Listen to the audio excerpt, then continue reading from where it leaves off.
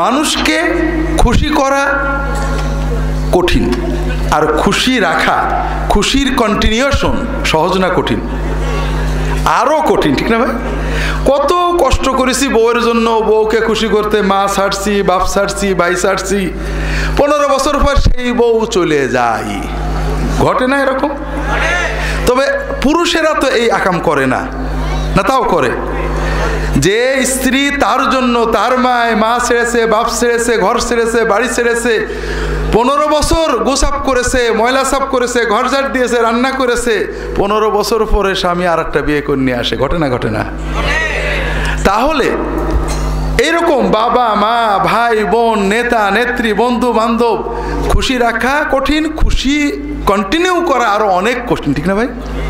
আর আল্লাহ তাআলাকে খুশি রাখা, খুশি করা যত সহজ, খুশি রাখা আরো অনেক বেশি সহজ।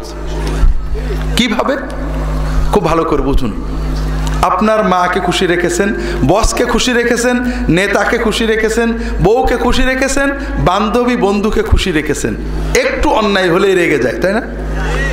এত আদরের স্বামী বাত একদিন খারাপ হয়ে যায়, যা তা গাল দেয়, আছে না নেই? এত আদরের বউ একদিন শাড়িটা কুমা হয়েছে, অথবা একটা অন্যায় কথা বলে ফেলেছে, রাগারাগি ঝগড়ার শেষ নেই, ঠিক হয় না? হয় না? আর আল্লাহ তাআলা কত ভালোবাসেন বান্দাকে। আল্লাহ তাআলা বলছেন, আল্লাহ রসুল সাল্লাল্লাহু আলাইহি ওয়াসাল্লাম বলছেন, ইন্নাল্লাহা ইয়াবসুতু ইয়াদাহু বিল-লাইলি লিয়াতুবা মুসিউন নাহার ওয়া ইয়াবসুতু ইয়াদাহু বিন-নাহার লিয়াতুবা মুসিউল লাইল। আল্লাহ তাআলা বান্দা যখন গুনাহ করে ফেরেশতাদের শিখিয়ে দেন, গুনাহটা সঙ্গে সঙ্গে লেখো না, গুনাহটা সঙ্গে সঙ্গে লেখো না, সারাদিন অপেক্ষা করো, দিনের ভিতরে যদি তওবা করে ওর নামে কোনো গুনাহই লেখো না। আল্লাহ তাআলা রাত্রিবেলায় হাত বাড়িয়ে দেন, বান্দাকে বলেন যে বান্দা দিনের বেলায় গুনাহ করেছো, এখন গভীর রাত, কাউকে লাগবে না, তুমি তওবা করো। তওবা মানে কিচ্ছু না, তওবা মানে পীর সাহেব না, মৌলানা সাহেব না, হুজুর না, তওবা মানে কোনো বিশেষ বাক্য না, তওবা মানে মনের ভিতরে গভীর অনুতাপ, আল্লাহ অন্যায় করেছি, গভীর ক্রন্দন, আল্লাহ মাফ করে দাও, আর কখনো করবো না, এই সিদ্ধান্ত। আল্লাহ বলেন, বান্দা আমি এই হাতটা বাড়িয়ে রেখেছি, রাতের গভীরে একাকী, কেউ জানবে না, তুমি একটু মনের সিদ্ধান্ত নাও, আমার কাছে ক্ষমা চাও, তোমার সব গুনাহ ক্ষমা করে দেওয়া হবে।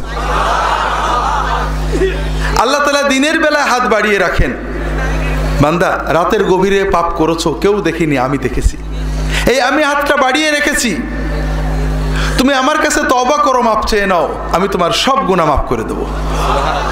হাজরিন, তাহলে আল্লাহ তাআলাকে খুশি করা সহজ না কঠিন?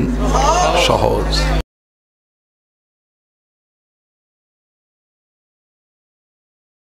ওয়াশিং মেশিনে নাপাক জামা কাপড় ধোয়ার বিধান কি?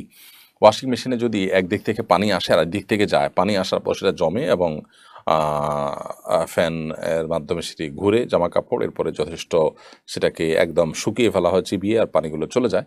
তো বিসমিল্লাহ বলে আপনি সুইচ দিয়েছেন, এভাবে একবার ধোয়া হয়ে গেলো, 2বার ধোয়া হয়ে গেলো, 3বার ধোয়া হয়ে গেলো, বা যদি হয় তাহলে সেক্ষেত্রে কাপড় পাক হয়ে যাবে, কোনো অসুবিধা নেই। কোনো মুসলমানকে কোনো অমুসলিমের রক্ত শরীরে গ্রহণ করতে পারে, এবার শরীরে কোনো নিষেধাজ্ঞা আছে কিনা? কোনো মুসলিম যদি কোনো অমুসলিমের রক্ত শরীরকে গ্রহণ করেন, সেটি নাপাক হয়ে যাবে না বা কোনো গুনাহ হয়ে যাবে না, সেই দৃষ্টিকোণ থেকে এবার কোনো নিষেধাজ্ঞা নেই।